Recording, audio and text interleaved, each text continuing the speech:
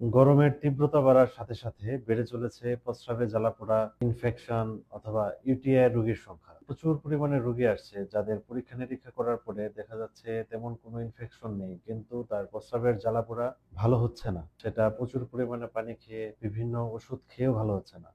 অনেক রোগী আসেন যারা কোম্পানি থেকে বিভিন্ন পাউডার পানিতে গুলে খেয়েছেন। তারপরেও এই প্রস্রাবের জ্বালাপোড়া ভালো হচ্ছে না। এই ক্ষেত্রে এখন আপনার জন্য যেটা করণীয় সেটা হচ্ছে রোদের তীব্রতা যখন প্রচন্ড বেশি থাকে সেই সময়টা বাহিরের কাজটা এড়িয়ে চলা।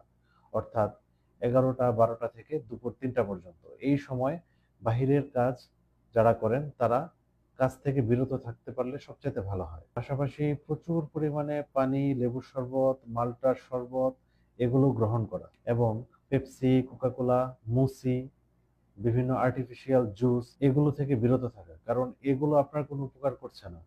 বরঞ্চ বারবার ঘন ঘন প্রস্রাব তৈরির মাধ্যমে আরো আপনার পানি শূন্যতাকে জটিল আকারে নিয়ে যাচ্ছে। তাই এখনই সচেতন হন। আপনার নিকটস্থ যেখানে আপনার ইন্স্যুরেন্স চলে ওই হাসপাতালে যেয়ে আপনার বাংলাদেশী একজন ডাক্তার আপনি দেখিয়ে নিন এবং ডাক্তারের কাছ থেকে আপনি পরামর্শ গ্রহণ করুন।